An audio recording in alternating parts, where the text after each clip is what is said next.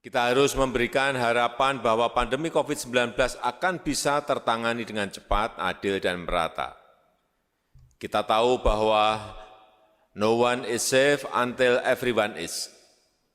Kemampuan dan kecepatan antar negara dalam menangani COVID-19 termasuk vaksinasi.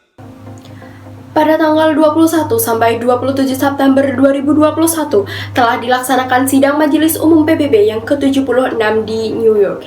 SMU PBB pada tahun ini mengangkat tema Building Resilient Through Hope to Recover from COVID-19, Rebuild Sustainably, Respond to the Needs of the Planet, Respect the Right of the People, and Revitalize the United Nations.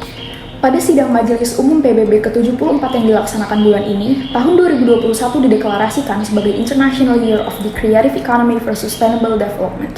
Indonesia adalah sponsor utama dari proposal tersebut yang dipresentasikan oleh kelompok negara-negara global seperti Australia, China, India, Mongolia, Thailand, dan Filipina.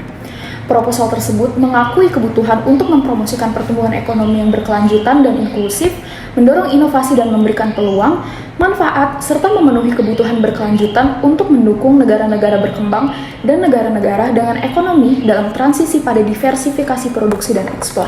Ibu Retno Marsudi menyampaikan bahwa di masa pandemi dibutuhkan terobosan untuk menciptakan lapangan pekerjaan baru, memperkerjakan wanita dan anak muda, serta mengentaskan kemiskinan.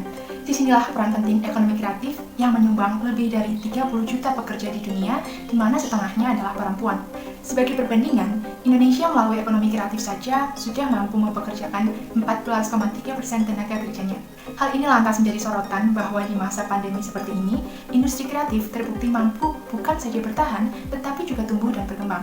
Untuk mengutamakan industri ekonomi kreatif dalam agenda global, Ibu Retno dalam pertemuan menyampaikan dua hal sebagai berikut. Yang pertama, menciptakan kondisi yang kondusif bagi berkembangnya industri ekonomi kreatif.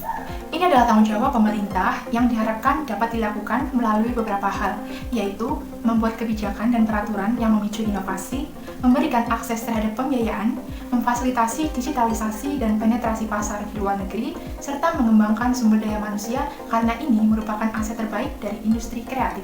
Yang kedua, memperkuat kolaborasi untuk mengarus utamakan agenda ekonomi kreatif.